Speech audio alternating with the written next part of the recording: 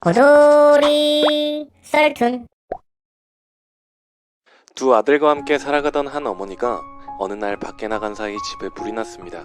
밖에서 돌아온 어머니는 순간적으로 집안에서 자고 있는 아이들을 생각하고 망설임도 없이 불 속으로 뛰어들어가 두 아들을 이불에 싸서 나왔습니다. 이불에 쌓인 아이들은 무사했지만 어머니는 온몸에 화상을 입고 다리를 다쳐 절개되었습니다. 그때부터 어머니는 거지가 되어 구걸을 하면서 두 아들을 키웠습니다. 어머니의 이러한 희생 덕분에 큰아들은 동경대학에, 작은아들은 와세다대학에 각각 수석으로 입학하였습니다.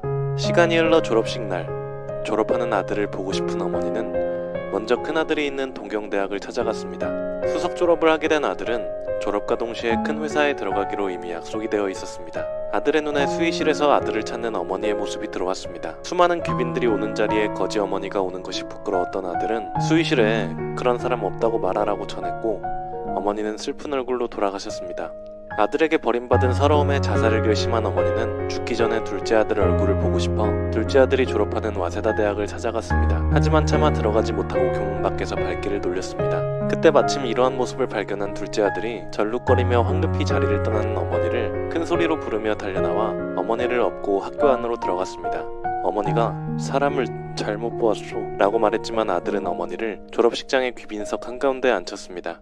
값비싼 액세서리로 몸을 치장한 귀빈들이 수군거리자 어머니는 몸둘 바를 몰랐습니다. 수석으로 졸업하는 아들이 답사를 하면서 귀빈석에 초라한 몰골로 앉아있는 어머니를 가리키며 자신을 불 속에서 구해내고 구걸을 해서 공부시킨 어머니의 희생을 설명했고 그제야 혐오감에 사로잡혀 있던 사람들의 눈에 감동의 눈물이 고였습니다. 이 소식은 곧 신문과 방송을 통해 전국에 알려지게 되어 둘째 아들은 큰 회사 오너의 사위가 되었으나 어머니를 부끄러워한 큰아들은 입사가 취소되고 말았습니다.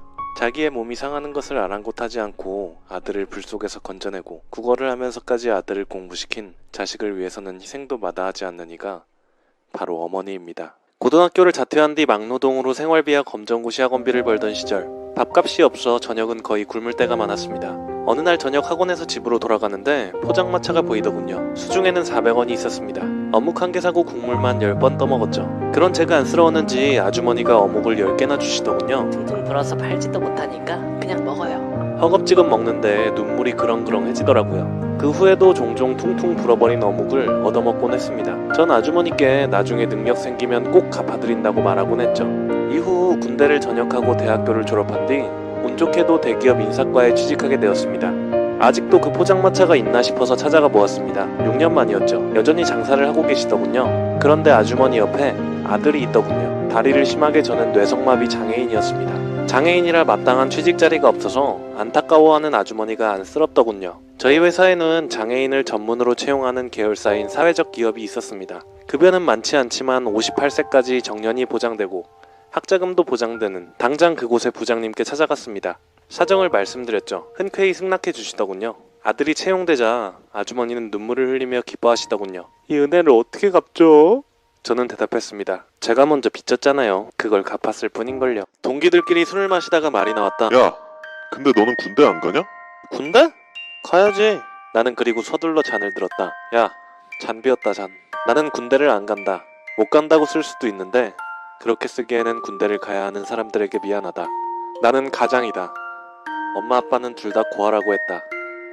보육원에서 같이 자라고 결혼했다고 한다. 그리고 내가 12살 때 두 분은 버스 사고로 돌아가셨다. 내가 할 수 있는 건 뭐가 있었을까? 7살짜리 동생과 2살짜리 동생을 위해서 공부를 하고 새벽엔 배달을 하고 5평짜리 방에서 셋이 잤다. 학교에서는 장학금도 줬다. 수급자비도 정부에서 줬다. 분유, 기저귀 대부분 그런 걸 사는데 썼다. 물론 그때는 지금보다는 쌌다. 그래도 꼬박꼬박 저축도 했다. 한 달에 5만원. 많은 돈은 아니었다. 사실 그것도 주인집 아줌마 명이었다. 그리고 몇 년 뒤에 아줌마가 나를 앉혀두고 말했다. 너 대학 갈 거니? "아, 일하려고요." 아니야. 잘 들어. 공부 열심히 해서 좋은 대학을 가. 그래서 과외를 하렴. 어린 나이에 몸이 상하면 나중에 더 먹고 살기 힘들다고 했다. 몸도 커서 5평에서 자기도 힘들 텐데 돈 많이 벌어서 조금 더 넓은 집으로 이사가라고. 세상에 착한 사람이 있다는 걸 나는 이 아줌마 덕에 믿게 되었다.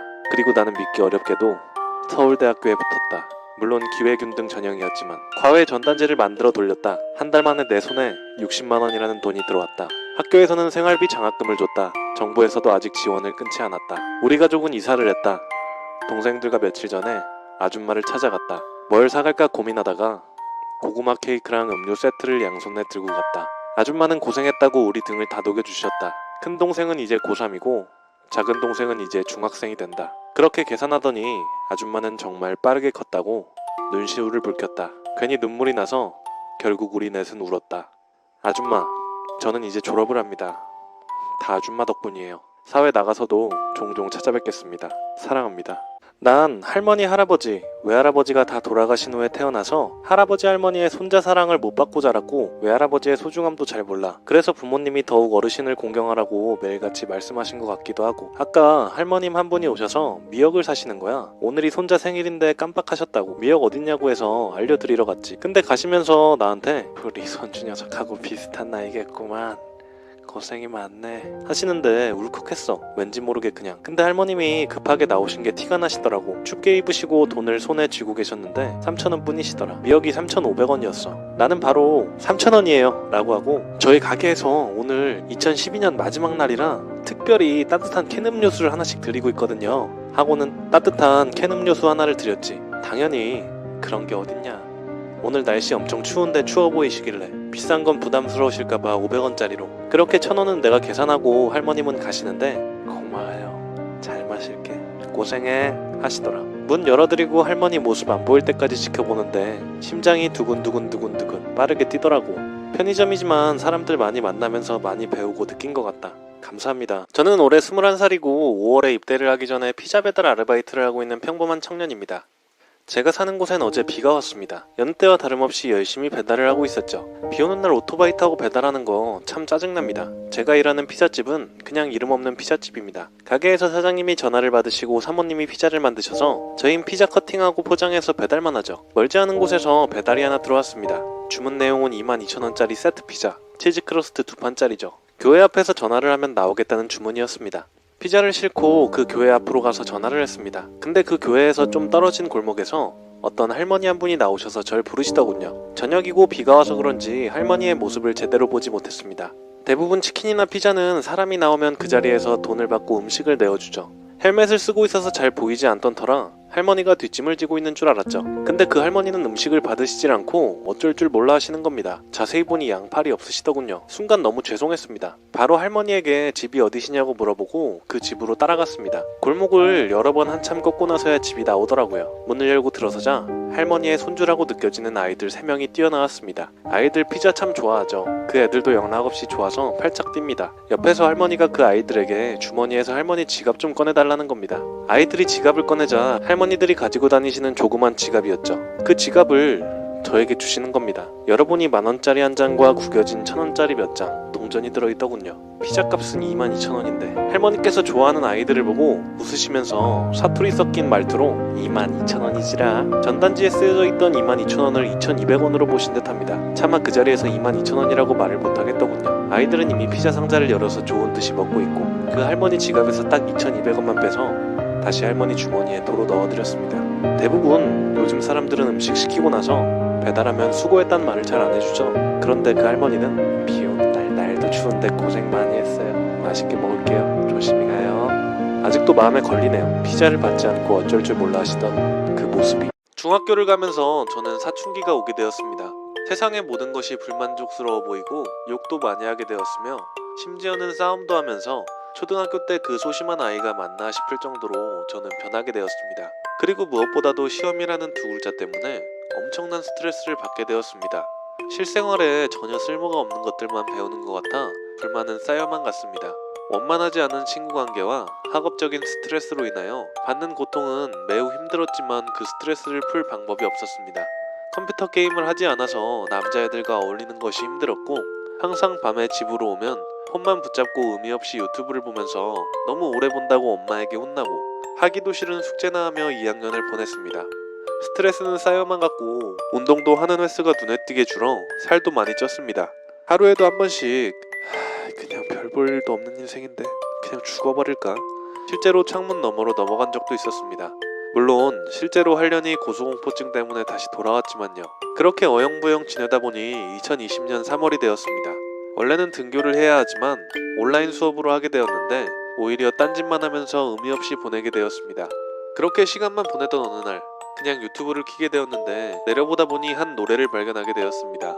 그동안 제가 겪었던 어려움을 잘 나타내는 노래더라고요. 다 듣고 나서 저는 저 자신을 다시 돌아보게 되었습니다. 그동안 의미 없이 시간을 허투루만 쓰고 제 목숨을 가볍게만 여기던 제가 너무 미웠습니다.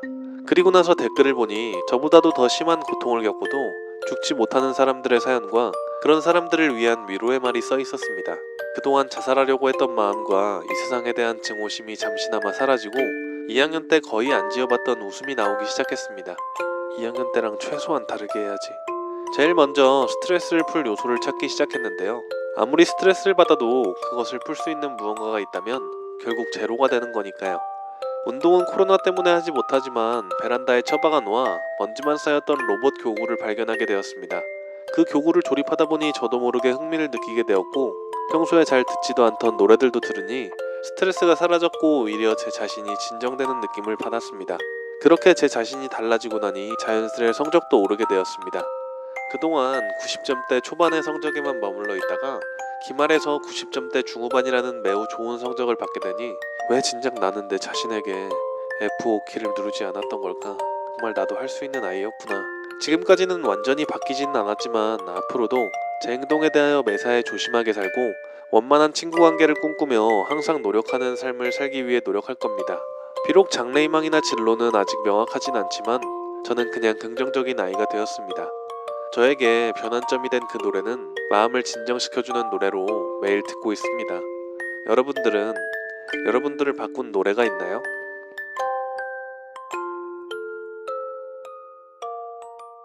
밤 늦은 시간, 일이 끝난 후 언제나처럼 조심스레 현관문을 연다. 다시 조심스레 안방문을 연다. 아내와 아들이 자고 있다가 아니다. 아들은 깨어 있었다. 아들이 다짜고짜 묻는 것이었다. 아빠, 한 시간에 얼마 벌어요? 당황스러웠다. 벌써 그런 생각을 하는 건가? 아니, 그런 건 상관하지 않아도 돼. 그래도 궁금해요. 2만원쯤 번단다. 2만원? 아이가 매우 실망한 얼굴이다. 학교에서 누구 아빠가 돈을 더 많이 버는지 내기라도 한 건가? 따끔히 혼내줘야겠다. 너 돈에 그렇게 연연하면서 살아가면 안 돼. 아빠는 부자는 아니지만 누구보다 열심히 산다고 말할 자신이 있는 사람이야. 돈을 많이 못 버는 것보다 열심히 살아가지 않는 게 더 부끄러운 거란다. 알았지? 네. 일주일 후 언제나처럼 다시 밤늦게 집에 돌아와 보니 아내가 아들을 혼내고 있었다. 무슨 일이에요? 아니 얘가 동네 주민분들 심부름을 하고 돈을 받고 있었다잖아요. 이러면 사람들이 어떻게 생각하겠어? 또 돈 때문에 이러는 것이다. 이번엔 정말 제대로 혼내야겠다. 일주일 전에도 말했잖아. 돈은 수단일 뿐이지 목적이 아니야. 앞으로는 다시는 그런 짓 하면 안 돼? 네. 아이가 울먹인다. 조금 미안한 마음이 들었다. 그리고 문득 궁금증이 들었다. 돈을 모아서 뭐 하려고 그랬어? 아이의 안색이 갑자기 밝아진다. 그리고 방으로 달려가 저금통을 가져왔다. 그리고는 돈을 와르르 쏟아내 나에게 쥐어준다. 아빠, 지난 일주일 동안 제가 2만원 벌었어요. 제가 이거 드릴 테니까 1시간만 회사 가지 말고 저랑 놀아주세요. 네? 이번에는 나의 눈에 눈물이 맺힌다. 저는 올해 고등학교 입학하는 고1 여학생입니다. 제 왕따 시절 그 힘들 때 저를 버틸 수 있게 해줬던 친구들에 대해 이야기를 해보려고 합니다. 저는 초등학교 3학년 때 멀리 이사를 오게 되었습니다. 낯가림이 상당히 심하였고 너무도 바뀐 환경에 적응을 하지 못했습니다. 결국 친구를 사귀지 못하였죠. 4학년 때까지는 친구는 없었지만 괴롭힘은 당하지 않았습니다. 5학년 때 저는 인싸인 남자아이의 짝이 되었는데 하지만 그 남자아이는 제가 마음에 들지 않았나 봅니다. 그 애의 주도하에 저는 왕따가 되었습니다. 제 실내화나 신발, 필통 등을 쓰레기통에 버린다거나 그냥 가끔씩 발 걸거나 저랑 책상이 붙게 되면 제 책상을 발로 찬다거나 지금 생각해보면 그렇게 심한 괴롭힘은 아니었습니다. 그 당시 초5였던 저는 너무나도 버티기가 힘들었습니다. 자해도 하고 자살 시도도 해보고 그런 저에게 다가와줬던 2명의 친구들이 있었습니다. 그 친구들은 반에서 조용하고 공부 잘하는 그런 친구들이었습니다. 그 친구들은 제가 왕따라는 사실을 알았지만 저와 친구가 되었습니다. 체육시간 저를 왕따시키던 남자애가 수진이랑 놀지 말아라고 하는 것을 보고 심장이 덜컹하였고 그 자리를 벗어났습니다. 조금 시간이 지난 후 가보니 제 친구들은 아무 일도 없었다는 듯 저에게 말을 걸어주었고 저는 그 친구들이 너무나도 고마웠습니다. 제가 왕따 당하던 시절 방관하던 친구들이라 전 딱히 그 친구들을 미워하진 않습니다. 괜히 나섰다가 본인들에게 피해가 생길 수도 있었으니까요. 그래서 그때나 지금이나 원망하거나 미워하진 않아요. 지금 저는 초등학생 때 중학교 때를 지나 지금은 어느 정도 친구가 있는 편입니다. 예뻐졌다는 말 들으며 화장도 하며 공부도 하고 친구들이랑 잘 지내고 제가 왕따와 은따를 당하며 음침해진 성격을 회복시켜주고 저에게 삶의 이유를 준 제 친구들에게 묻고 싶습니다. 너는 어째서 그때 내게 다가와 준 거야? 다른 친구들처럼 방관할 수도 있었잖아. 고마워 얘들아. 진짜 사랑하고 우리 평생 친구하자. 지금 제 꿈은 심리치료사입니다. 저같이 이런 일을 겪은 아이들을 돕고 싶어 생각하게 된 꿈입니다. 제 친구들이 제 마음을 회복시켜준 것처럼 저도 돕고 싶네요. 다 적고 나니 이때 생각이 나서 울적하고 그때 친구들에게 너무 감동입니다. 전 우울증이 있는 고등학생입니다. 제가 중학교 때 학업과 대인관계 때문에 많은 스트레스를 받았는데 중학교 때는 좋은 성적을 내기 위해 공부를 하였지만 그것이 안 되어 많은 스트레스를 받았습니다. 집에서는 성적이 잘 나오지 않아 부모님께 눈치가 보였고 공부에 대한 스트레스를 많이 받자 제 성격이 예민해지고 중학교 때는 혼자 지내게 되었죠. 성적은 안 나와서 동생과 차별되고 공부에 대한 자신감은 떨어지고 친구 관계는 아예 없어지자 그때부터 를 하기 시작했어요. 그걸 본 부모님은 또 잔소리와 욕설에 미치기 시작하고 학교에선 이제 뒷담화가 시작되고 선생님들도 잔소리를 시작했죠. 전 제 마음의 소리를 말하지 못했어요. 제 마음을 몰라줄까봐 말을 못하고 있었어요.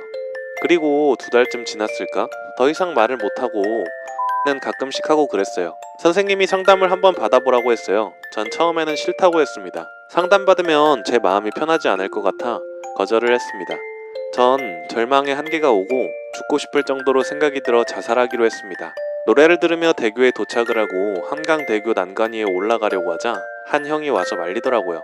뭐하냐고, 너 지금 미친 거냐고, 후회 안 하겠냐고. 근데 저는 미칠 것 같았어요. 다시 대교 앞에 뛰어갔죠. 그 형이 놀랐는지 절 뒤에서 껴안고 제발 가지 말라고, 부탁이라고 이러고 울더라고요. 그때 전 얼마나 마음이 터졌는지 몰랐을 거예요. 그 형이 그때 절 잡지 않았으면 전 죽지 않았을까요? 저는 아직도 그 형을 찾고 있습니다. 당시 나는 해외 팬미팅 행사의 통역을 맡았다. 유재석도 팬미팅 행사에 참석한 연예인 중 한 명이었다. 행사 주최 측은 나를 심부름꾼 취급했다. 대놓고 짐을 옮겨달라고 지시했을 정도였다. 한국에서 온 한 스태프의 가족은 아이들과 온천에서 놀아달라고 부탁하고 자기들만 온천욕을 즐기기도 했다. 얼떨결에 아이 2명과 온천에 들어가 범호 노릇까지 해야 했다. 온천 속에서 아이 한 명이 내 머리에 침을 뱉었다. 기분이 상해 온천에서 나와서까지 의기소침해졌다. 팬미팅 행사가 열린 공연장에 도착했더니 전날처럼 도시락이 마련돼 있지 않았다. 벌써 며칠째 점심 도시락이 나오진 않았다. 다들 밥을 먹을 때 또 쫄쫄 굶어야 하나 나름대로 항의하기 위해 공연장 복도에 대놓고 서 있었다. 물론 효과는 없었다. 식사 시간이 끝났지만 기분은 풀리지 않았다. 배가 고팠던 데다 아이가 자기 머리에 침을 뱉은 일이 떠올라 살짝 분노하는 마음까지 들었다. 그렇게 밖에 서 있는데 유재석 씨가 다가와 물었다. 식사하셨어요? 계속 밖에 계시기에요. 평소라면 아니에요 라고 넘겼을 테지만 며칠 동안 점심을 먹지 못한 나는 네, 도시락이 없네요. 화들짝 놀란 유재석 씨는 아이고 그러면 안 되죠. 잠깐만요 라고 말하더니 대기실에서 뭔가를 들고 왔다. 대기실에 있는 음식들인데 조금 식었다. 이거라도 먹어라. 맥도날드 치즈버거 2개와 빵, 음료를 건넸다. 이것저것 리허설 준비 때문에 바쁘니까 먼저 가볼게요. 이거라도 먼저 드시고 천천히 오세요. 스태프 대기실 구석에서 햄버거를 먹었다. 서러움에 눈물이 흘렀다. 유재석 씨는 그날 이후 한국에 가는 날까지 식사 시간에 꼭 와서 밥은 잘 먹었는지 확인했다. 많은 콘서트와 팬미팅에서 통역을 맡았지만 연예인이 이렇게 직접 신경 써주고 존댓말을 해주는 건 처음이었다. 옆에서 보며 배울 점이 정말 많은 분이라는 생각이 떠나질 않았다. 전 3년 전 12살 때 독서교실이라는 도서관에서 하는 겨울방학 특강을 들었습니다. 재밌을 줄 알고 신청을 하고 첫날 도서관으로 갔는데 진짜 아는 애가 한 명도 없었습니다. 이때 당시엔 3명씩 팀을 짜서 독서교실 활동을 하는 거였는데 자리 배정받고 저희 팀으로 가보니 모르는 남자애 1명, 그리고 모르는 여자애 1명. 전 지금도 수줍음이 많고 이때도 수줍음이 많아서 아무한테도 다가가지 못하고 혼자 조용히 있었습니다. 그러다가 어느 날은 팀별로 하는 활동이 아니라 2명씩 짝지어서 하는 활동이 있었는데 저희 팀에 있는 여자애 은지가 저한테 먼저 말을 걸어 주었습니다. 같이 하자고 해주었는데 진짜 행복하더라고요. 전 당연히 승낙하였고 저희는 짝 활동을 했습니다. 어색할 줄 알았는데 진짜 너무 행복했어요. 은지랑 있었을 때 즐거웠고 진짜 하나도 어색하지 않더라고요. 독서 교실에서 하는 짝 활동은 다 저희 둘이 짝지어서 하고 쉬는 시간에도 즐겁게 대화했습니다. 혼자 있을 때 다가온 것만으로도 은지가 정말 고마웠는데 제가 그때 당시에 겨울이어서 따뜻한 물을 보온병에 싸갔는데 실수로 뚜껑을 안 닫고 가방에 넣었습니다. 가방에서 연필을 꺼내려고 가방을 눕혔는데 물이 쏟아지더라고요. 그때가 1교시가 끝난 쉬는 시간이었기 때문에 물은 아직 뜨거웠을 때였죠. 당황한 나머지 말도 안 나오고 있었는데 은지가 뛰어나가서 휴지를 많이 가져오고 괜찮냐고 걱정해주면서 쏟아진 물을 닦아주었습니다. 진짜 감동하고 은지에게 너무 고마웠어요. 마지막으로 독서교실을 듣는 금요일에는 은지랑 헤어질 생각에 너무 슬프더라고요. 그래도 그날 마지막으로 본다고 하니까 다른 날보다 은지랑 신나게 놀았습니다. 그날이 마지막이었고 전 은지랑 헤어지는 게 너무 아쉬웠죠. 그렇게 초5, 초6 생활을 하고 중학교에 입학하고 3년이라는 시간이 흘렀어요. 저는 독서교실에서 받은 책이 있었는데 독서교실에서 쓴 독후감이랑 만든 작품들이 나와 있는 책이었어요. 갑자기 그 책이 책장에 꽂혀있는 게 보여서 읽어봤는데 은지가 쓴 독후감이 보였어요. 갑자기 은지가 생각나더라고요. 그때로 돌아가고 싶은 마음도 들고 은지는 잘 지내고 있을까 하는 생각이 자꾸 들더라고요. 혹시나 싶어서 페이스북에 은지를 검색해서 찾아보았습니다. 은지일 것 같은 사람이 있더라고요. 에스크를 하길래 졸업하신 초등학교가 어딘지 07년생인지 물어봤는데 다니던 초등학교도 맞고 나이도 07이라서 설마 하는 생각에 바로 친추를 걸었죠. 몇 분 뒤에 수락되어서 패매로 독서교실에서 받은 책을 보내주면서 3년 전에 이거 같이 했던 은지가 맞는지 물어봤죠. 3년이나 지났는데도 은지가 저를 기억해주더라고요. 아직 절 기억해주는 은지가 너무 고맙고 은지를 찾아서 너무 행복했습니다. 2020년에 학교, 학원 친구들에게 소외, 배신만 엄청 당하다가 21년 시작부터 이렇게 행복하다니 너무 좋아요. 제게는 3분 늦게 태어난 쌍둥이 동생과 2살 어린 남동생이 있어요. 그 중에서도 저와 쌍둥이 동생은 어렸을 때부터 죽이 잘 맞았어요. 다른 반으로 배정됐을 때도 꼭 쉬는 시간마다 만나서 놀고 학교도 같이 할 만큼 친했죠. 그런데 갑자기 5학년이 되고 나서 제 동생이 삐뚤어지기 시작하더라고요. 밤을 새가며 폰을 보고 저한테도 막 짜증을 부리고 밖에선 제가 어제 나한테 짜증난다고 필통 집어던졌다? 이러면서 없는 제 욕까지 하더라고요. 진짜? 그렇게 안 봤는데 의외네? 라면서 대놓고 비웃었죠. 저는 서울대 의대에 들어가고 싶다는 마음에 별로 신경 쓰지 않고 공부에만 매진했어요. 그냥 사춘기가 와서 저러는 거라고 생각했죠. 하지만 갈수록 동생의 장난은 심해져 갔습니다. 태어날 때부터 몸이 약해 천식이 있어 틀어놓은 가습기를 몰래 끄기도 하고 빈혈약과 아토피약, 알레르기약, 기관지염 약을 숨겨놓기까지 했답니다. 저도 더 이상 참을 수가 없어서 작작 좀 하라고, 너 요즘 이상해. 사람 한 명 죽이고 싶냐? 가뜩이나 겨울이 다가와 몸도 안 좋고 예민한데 자꾸 그러니까 너무 화가 나더라고요. 그러니까 동생이 그러니까 누가 태어날 때부터 약골로 태어나래? 그리고 나서 방으로 되레 화를 내며 들어가 버리더라고요. 그날 새벽 공부를 하는데 낮에 동생과 싸워 스트레스를 받아서인지 몸이 어지럽고 으슬으슬 춥더라고요. 그래서 물을 마시려고 거실로 나갔는데 눈앞이 핑핑 돌고 목이 막힌 것처럼 숨이 안 쉬어지더라고요. 다들 자고 있어서 저 혼자 소리도 못 내고 쓰러져서 킥킥거리고 있는데 제 동생이 나와서 언니 왜 그래? 일어나봐! 하면서 온 식구를 깨우더라고요. 그 뒤부턴 기억이 나질 않았어요. 눈 떠보니 응급실이었죠.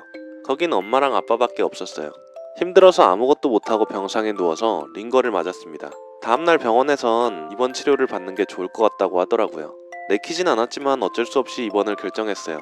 입원까지 한 적은 없었는데. 그리고 다음날에 쌍둥이 동생이 병문안을 왔어요. 제가 근처에 설빙이 있어서 사준다고 했거든요. 망고 빙수랑 인절미 빙수를 시켜서 먹는데 갑자기 동생이 눈물이 그렁그렁해져서 미안하다고 사과를 하더라고요. 그래서 제가 네가 왜 미안해? 그랬더니 동생이 힘들게 해서 미안하다고. 언니가 부모님 관심을 잔뜩 받는 게 질투나서 그랬어. 나 때문에 아픈 거잖아. 저는 너무 마음이 아파서 나도 신경 못 써줘서 미안해. 나는 너무 나쁜 언니다. 그치? 아니야, 언니는 좋은 언니야. 내가 나쁜 동생인 거야. 순간 인생 헛되게 살진 않았다는 생각이 들었어요. 그리고 동생은 이제 착해져서 다시 원래로 돌아왔죠. 저는 너무 공부에만 집착하지 않고 동생과도 자주 놀면서 좋은 언니가 되기 위해 노력하고 있어요. 짧은 사이 건강도 많이 회복됐답니다. 여러분들도 가족과 사이좋게 지내셨으면 좋겠어요. 싸우고 서로 비난하면 마음만 상하더라고요.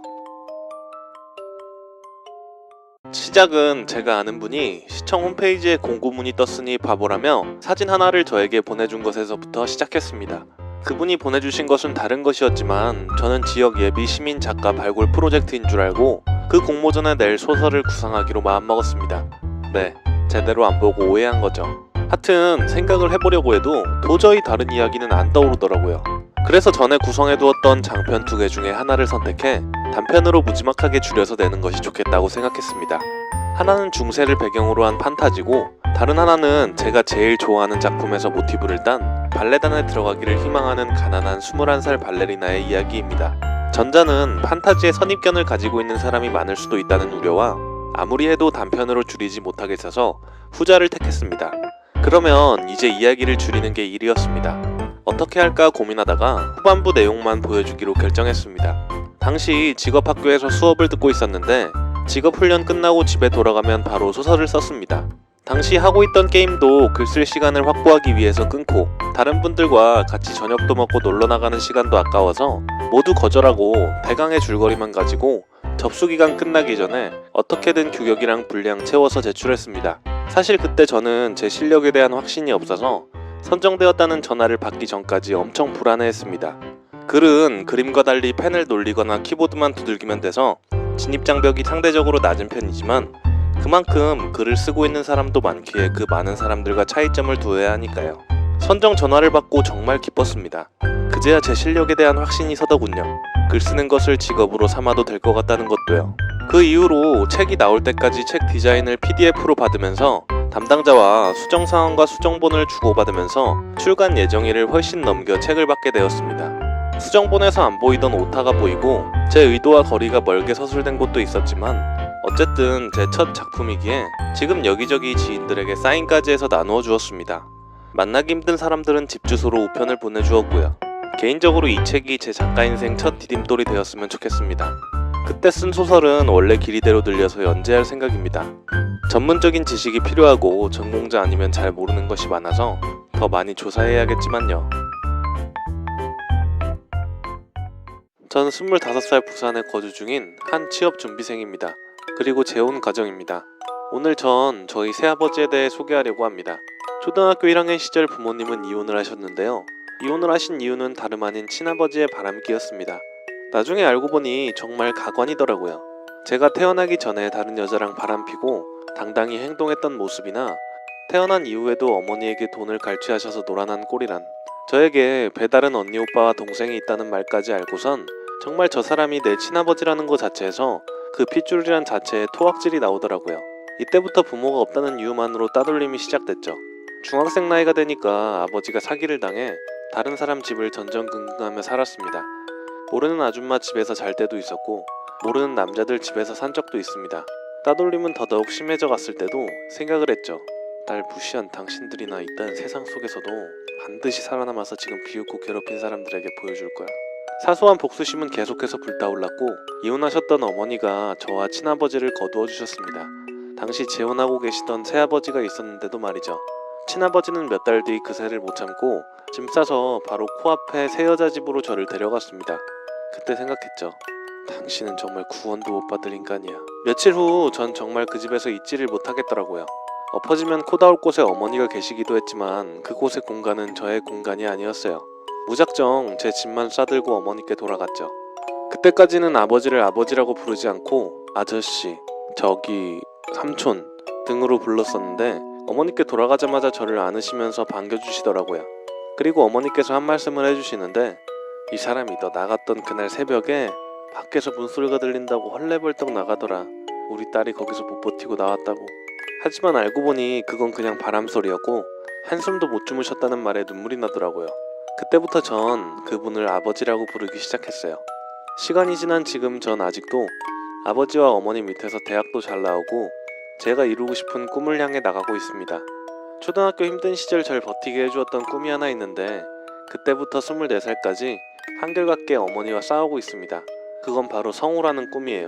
몇 날 며칠을 서로 싸우고 협의보고 이런저런 일을 지나고서 간신히 하나의 조건을 걸고 돈을 벌어들이며 학원비를 충당하고 있었던 찰나 전염병 때문에 돈을 못 벌어들이는 지금 상황.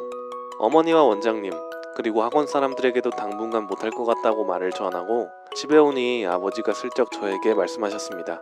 아빠가 네 학원비 보냈으니까 걱정 말고 학원 가라. 너 또 울지 말고 엄마한텐 비밀로 하고 시간도 늦었으니까 어여 씻고 자라. 그 말에 뭐라고 말을 해야 할지 모르겠고 눈물은 나고 정말 오만 가지 생각이 나더라고요. 아버지 감사합니다. 지금 제가 이렇게 바르게 클 수 있고 제 꿈을 이루려 노력할 수 있는 건 다 아버지 덕분이에요. 제가 중1로 지내던 중간에 한문 선생님이 바뀌었습니다. 이 선생님이랑 친해지고 싶어서 편지를 통해서 친해졌는데 그렇게 지내다가 2학년이 된 저는 1학기를 지내다가 담임 선생님의 개인적인 괴롭힘을 받게 되었고 반에서도 단체적인 괴롭힘을 받으며 성희롱까지 당하게 되었습니다. 성희롱 이야기는 2학년 모든 애들이 다 들었고요. 너무 힘들어 울먹거리며 한문 선생님한테 전화해서 도움을 요청했습니다. 선생님은 그 당시에 퇴근 중이었고 스피커폰으로 제 얘기를 들어주셨습니다.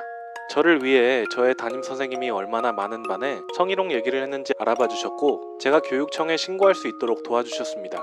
제가 신고하는 걸 두려워할 때 선생님은 저한테 이런 말씀을 하셨었죠. 신고를 하는 건 잘못된 게 아니야. 어른들은 잘못됐다고 말하지만 그건 잘못된 게 아니야. 넌 신고를 하기 위해서 용기를 내야 돼. 저는 신고를 했었고 이 사실을 선생님께 알리자 선생님이 저에게 수고했다고 말했습니다.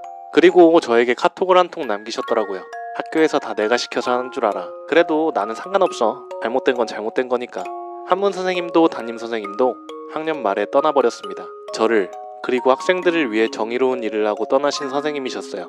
저는 이렇게 생각합니다. 한문 선생님 같은 선생님이 진정한 선생님이라는 걸요. 저는 지금 제 한문 선생님을 너무 보고 싶습니다.